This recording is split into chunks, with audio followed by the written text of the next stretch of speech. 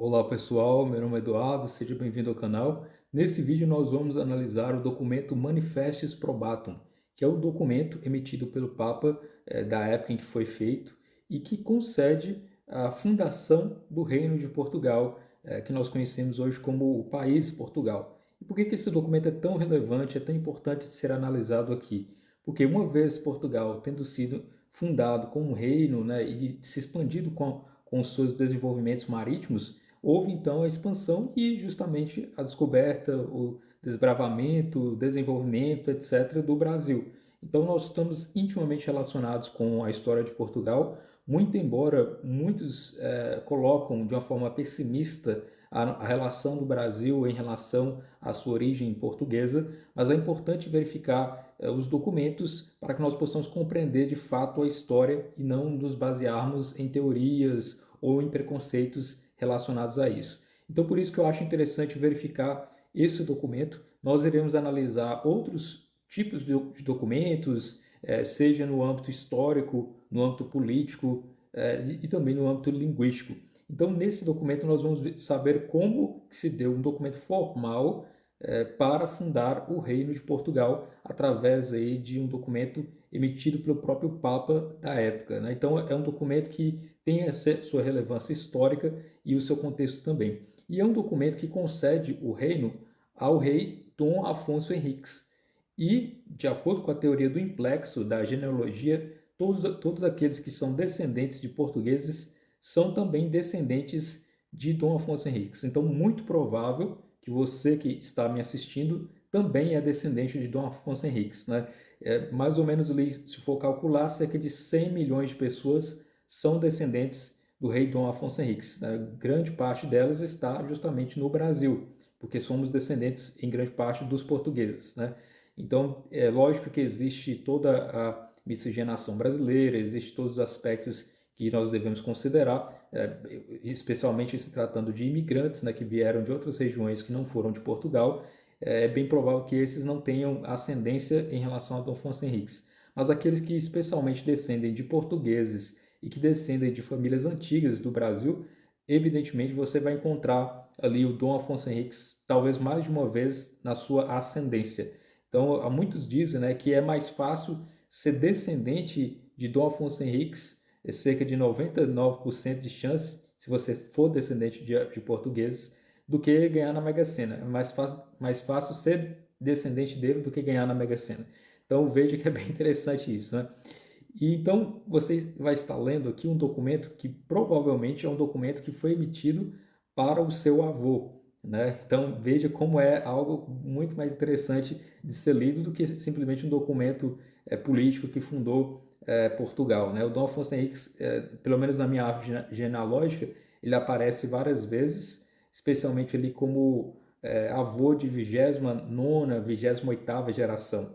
Né? Então, muito provavelmente, se você fizer sua pesquisa genealógica, fazer seus estudos de árvore genealógica, você possa conseguir chegar também a Dom Afonso Henriques na sua árvore. Né? Se você for descendente, eventualmente, de portugueses, de algum modo você vai chegar no Dom Afonso Henriques, que é o fundador de Portugal. Então, vamos primeiro analisar um pouco do contexto do documento e depois a leitura.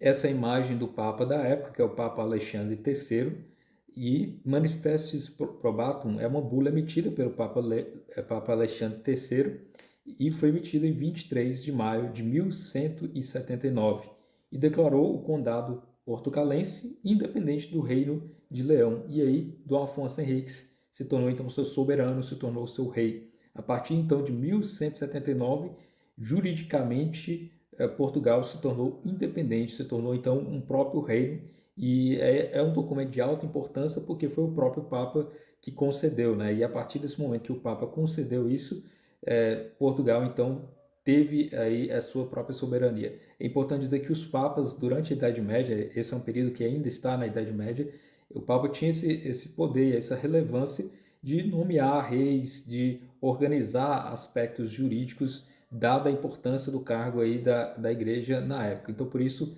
esse documento foi altamente importante para se estabelecer o Reino de Portugal.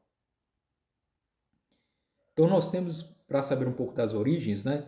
Essa região é a região da Península Ibérica, né, onde nós hoje encontramos a Espanha e Portugal, mas ali, há muito tempo atrás, houve uma certa invasão dos povos que tinham a religião islâmica, né, essa região onde está verde aí, dominou quase toda a Península Ibérica, aqueles que tinham eram chamados de mouros, né, e eles dominaram e os cristãos ficaram, então, de certa forma, subjugados a eles. Ocorre que a partir do norte, né, especialmente naquela região ali das Astúrias, e aí nós vemos Leão e Navarra, começou a surgir um novo movimento que é o chamado de Reconquista.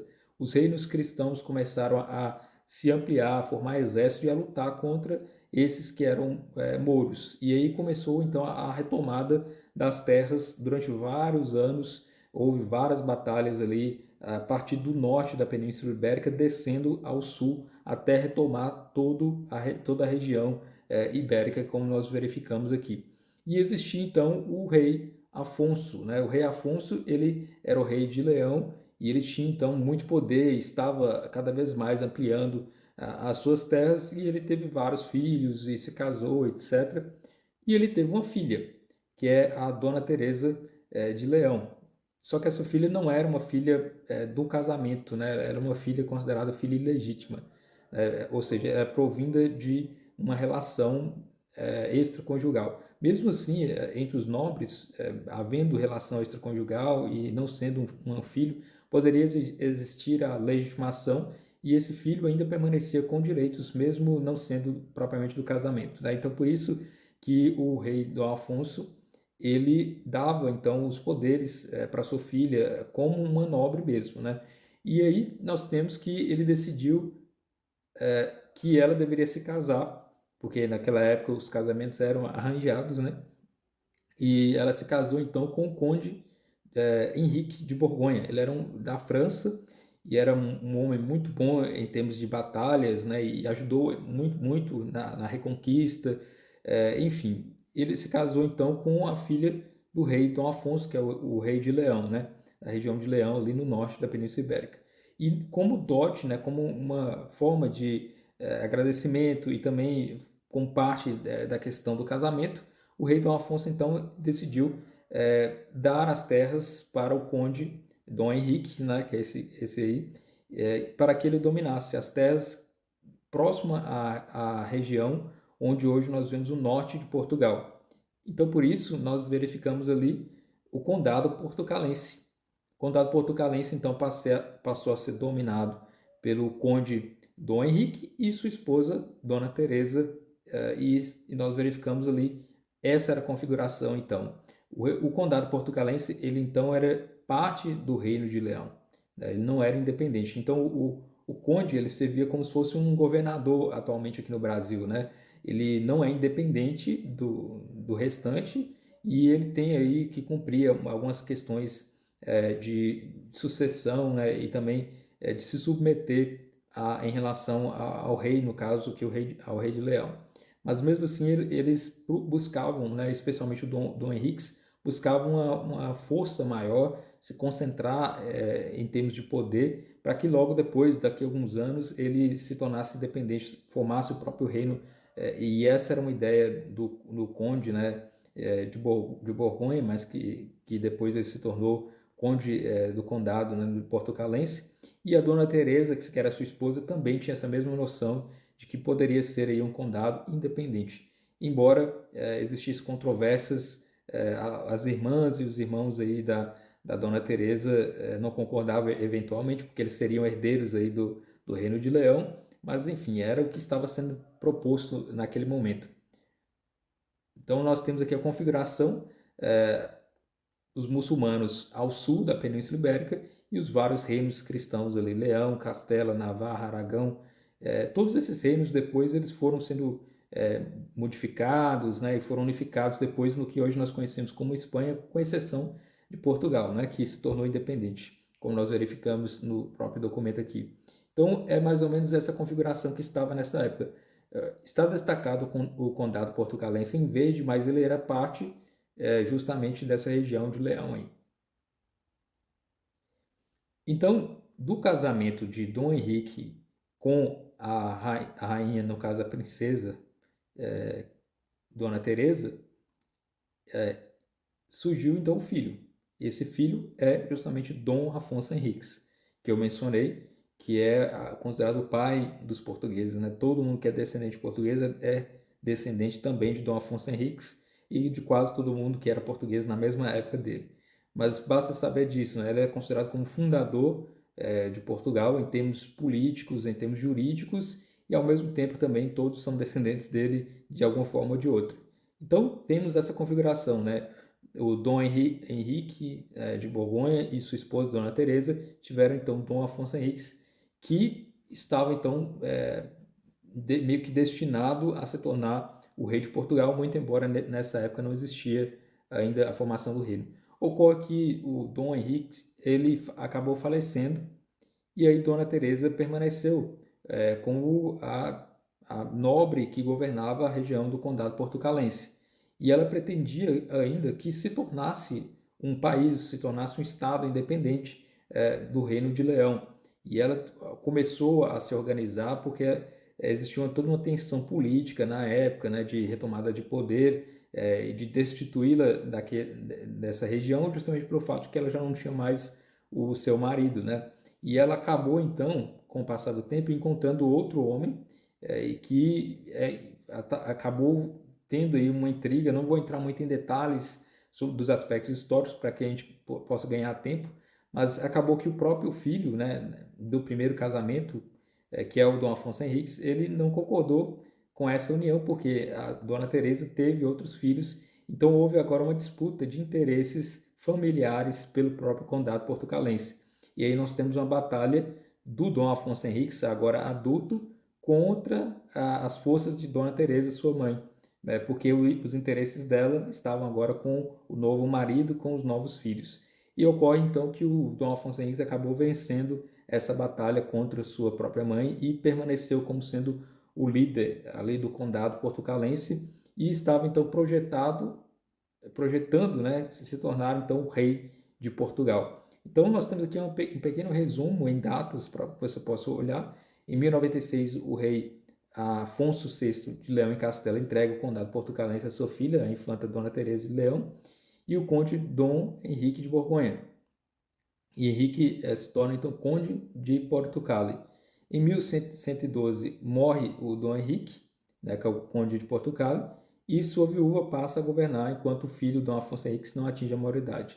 E aí depois nós tivemos essa controvérsia que a Dona Teresa encontrou um novo marido, e aí houve essa batalha, na Batalha de São Mamede, então o Dom Afonso Henriques ganhou essa batalha e se tornou então aquele que comandava a região do condado portucalense.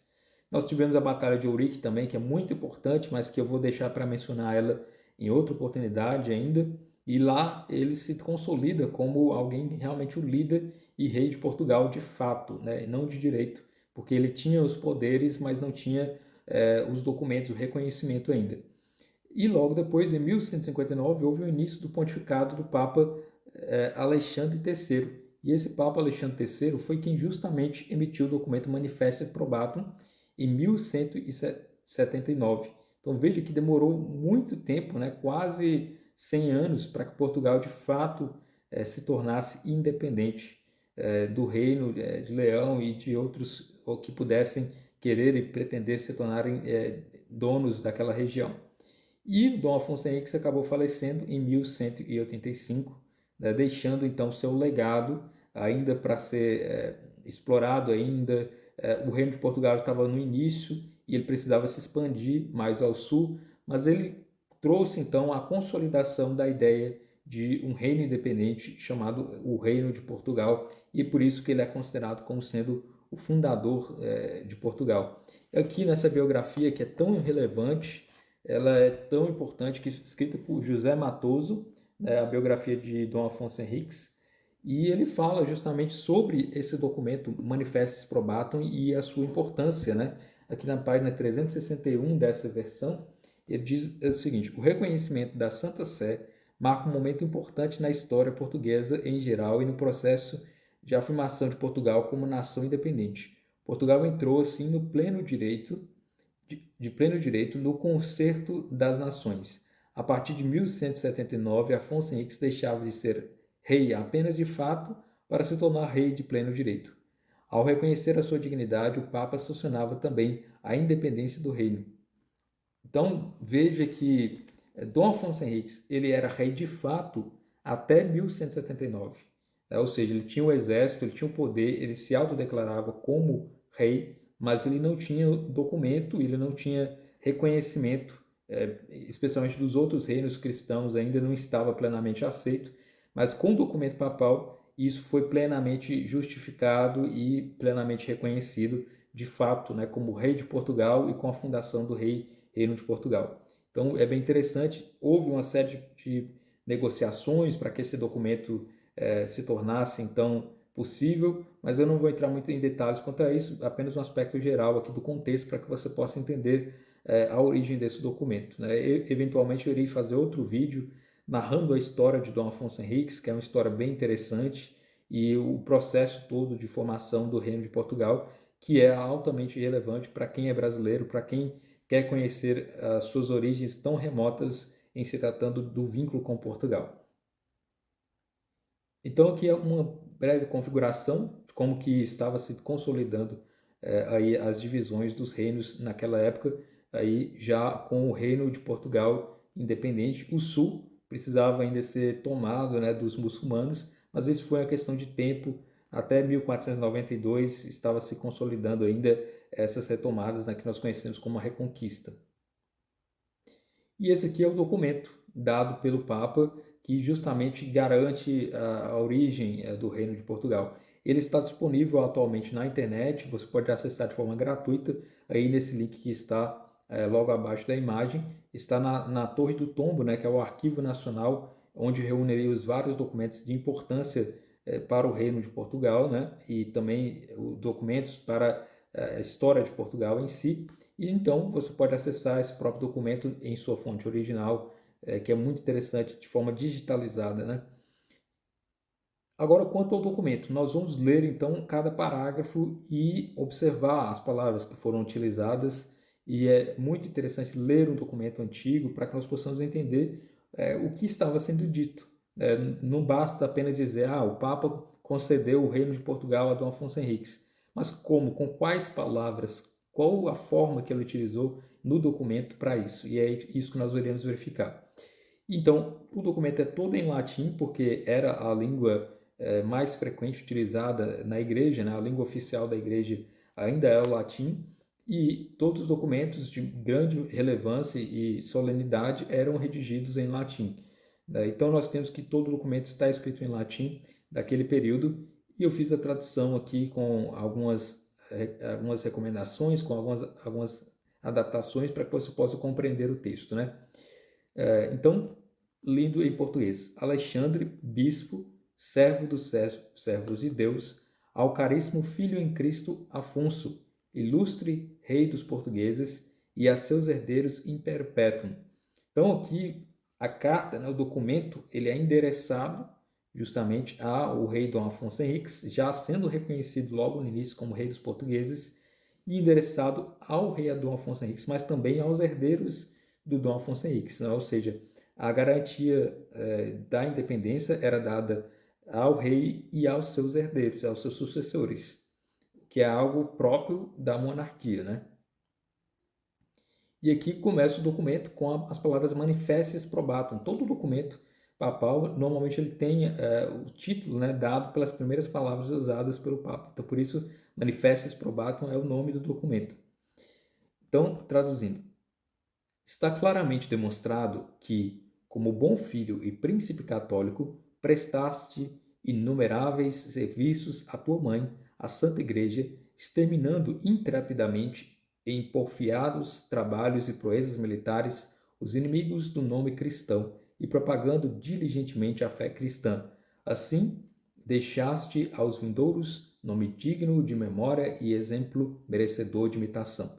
O que o Papa está dizendo é que o Dom Afonso Henriques ele era um rei cristão e ele demonstrou ser um bom servo da igreja, que o considerava como sendo um filho, porque o filho em relação à mãe, né, no caso a igreja é considerada como a mãe, E ele fez várias proezas militares. O que quer dizer? O rei Dom Afonso Henriques, ele lutava contra os mouros, né, contra os islâmicos que estavam ao sul da Península Ibérica, como eu já mencionei. Na região ibérica, ela foi dominada pelos muçulmanos e logo depois os reinos cristãos começaram a fazer a reconquista. Então eles tiveram muitas batalhas contra os mouros para retomar as terras. E aqui o Papa reconhece que o rei Dom Afonso Henriques realizou muitas batalhas contra os inimigos do cristianismo, né? Porque eram os islâmicos, né?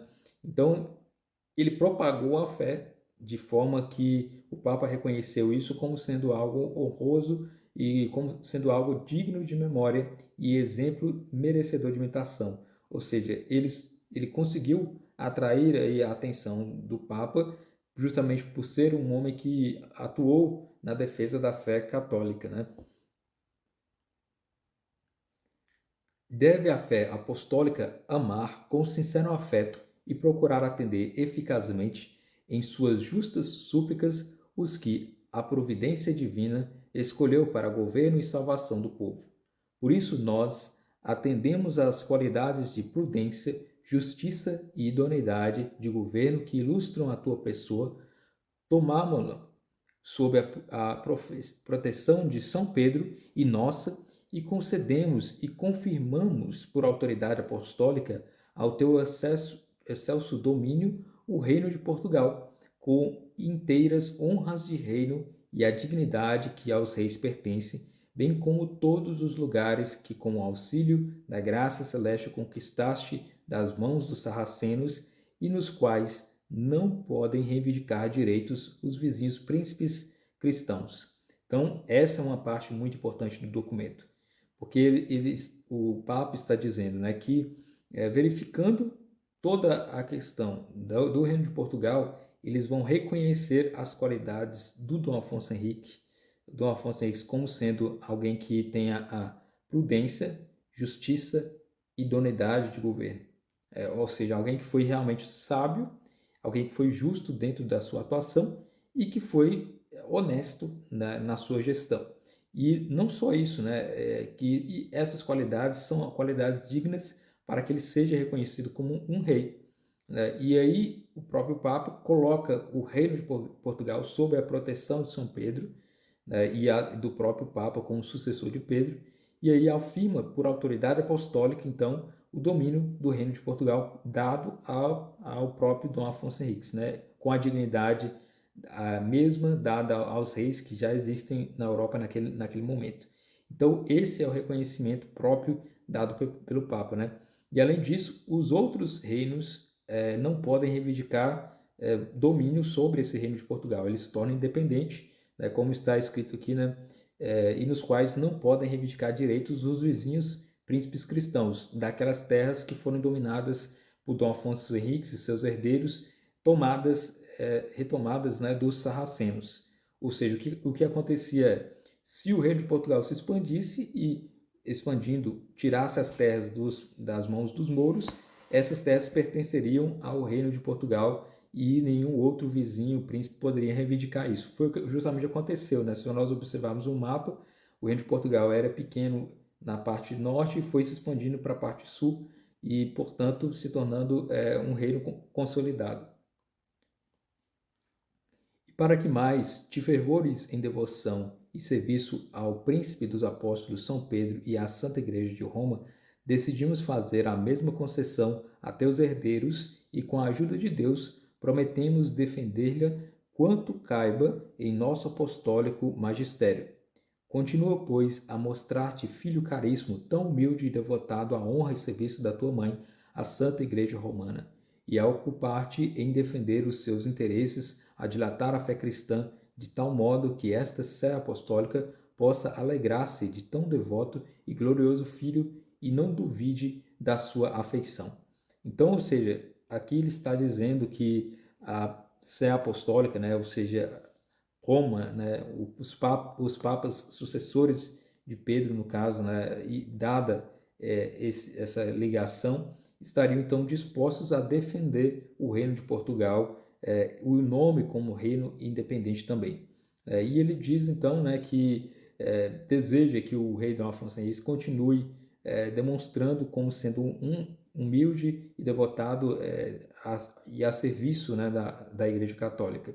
E esse trecho é interessante, né, que ele é destinado também à concessão aos teus herdeiros, aos herdeiros de Dom Afonso Henriques, né, que somos nós aqui descendentes de Dom Afonso Henriques, mas lógico que o Papa queria dizer aos seus herdeiros no sentido de seriam aqueles sucessores que se tornariam reis, né?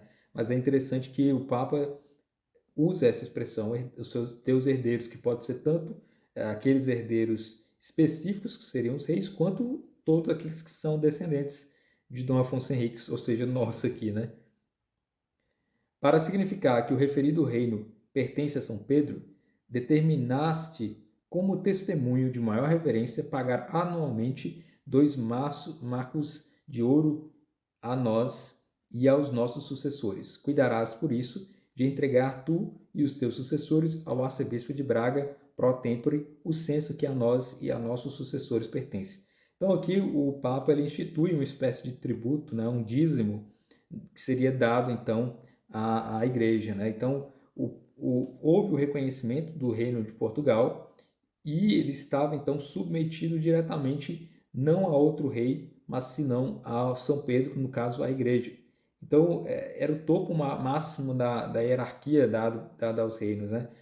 Não havia então a condição de ser subalterno a outro rei, senão ser subalterno à própria igreja. E no caso, isso correspondia a pagar tributo, no caso, pagar o dízimo à igreja, no caso, o arcebispo de Braga, que era da região norte ali de Portugal, ele iria então receber isso e cuidar desses afazeres financeiros aí também. Isso é uma demonstração clara, né, para demonstrar que há vínculo direto do rei de Portugal e seus herdeiros com o Papa, né, a quem ele prestaria então esse pagamento. Determinamos, portanto, que a nenhum homem seja lícito perturbar temerariamente a tua pessoa ou as dos teus herdeiros, e bem assim o referido reino, nem tirar o que a este pertence ou tirado, retê-lo, diminuí-lo ou fazer-lhe quaisquer imposições. Então aqui, mais uma vez, reafirmando a proteção dada pela igreja, que tinha o poder de, como eu disse, né, nomear os reis daquela época. Isso eventualmente gerou uma série de conflitos ao longo de vários anos entre aqueles que discordavam das decisões do Papa em nomeações, em termos políticos, mas aqui está reafirmando, né, que não é possível a nenhum outro usurpar os poderes daqueles que são descendentes de Dom Afonso Henriques, né, e que não podem retirar dele esse reino. No caso, se um rei de outro reino português, de outro reino da Europa, viesse para Portugal e tentasse dominar ou tirar o rei Dom Afonso Henriques ou seus herdeiros do poder, ele não estaria então sendo protegido pela igreja, no caso aqui não é lícito, né? Se de futuro qualquer pessoa eclesiástica ou secular intentar cientemente contra o que dispomos nessa nossa Constituição e não apresentar satisfação condigna depois de segunda ou terceira advertência, seja privada da dignidade, da sua honra e poder. Saiba que tem de prestar contas a Deus por ter cometido uma iniquidade, não comungue do sacratíssimo corpo e sangue de Jesus Cristo, nosso divino Senhor e Redentor, e nem na hora da morte se lhe levante a pena.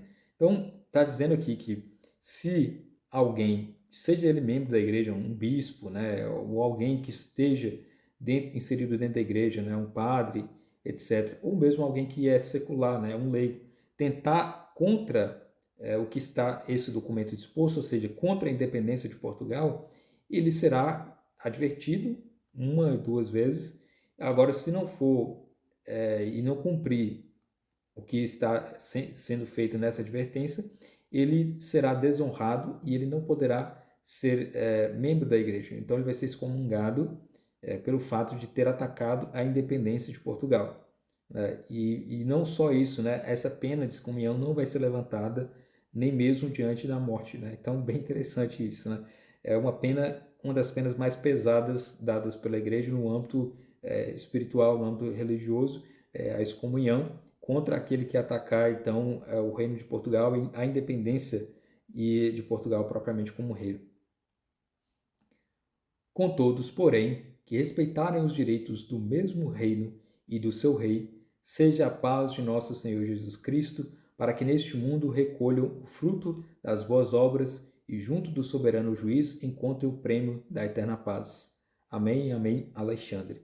Então, agora aquele que concordar e respeitar esses direitos do rei, ele sim vai estar com as graças, com a paz eterna do nosso Senhor Jesus Cristo. Então, são palavras eclesiásticos utilizadas aqui pelo Papa, e ele finaliza com um amém, né, propriamente. E aqui tem a assinatura da cúpula da igreja, né, vários cardeais que assinaram o documento, o próprio Papa assina logo no início, e aí vários membros da igreja, cardeais e homens que estavam aí na alta cúpula da igreja fizeram a assinatura do documento.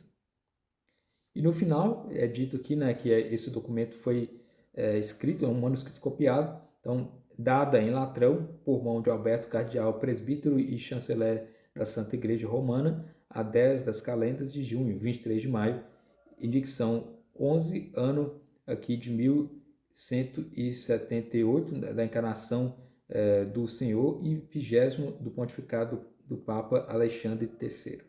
Então, interessante aqui o documento, dado então para que o reino de Portugal se tornasse independente. Então, a partir desse documento, Portugal é reconhecido como um reino independente, um reino soberano, com o seu rei Dom Afonso Henriques, que poucos anos depois desse documento veio a falecer, mas logo depois nós tivemos a sucessão, então, dos seus filhos, netos, etc., que passaram a ser os reis de Portugal, e assim se consolidou na história como o próprio reino de Portugal. E a partir desse reino de Portugal é que nós vemos a expansão marítima, o descobrimento do Brasil e a formação da história do Brasil. Então é isso, espero que você tenha gostado desse vídeo. Nós iremos eventualmente analisar outros documentos históricos, lendo esses documentos, tentando entender o que eles estavam dizendo, e será interessante para que nós possamos conhecer esses documentos que são realmente relevantes, né? Especialmente documentos que são marcos na história, ou seja, antes dele existia uma determinada formação e depois dele há outra configuração na história de reinos, de estados, enfim, documentos que são realmente solenes e que acrescentaram e que modificaram a história. Então é isso, muito obrigado pela atenção, até o nosso próximo vídeo.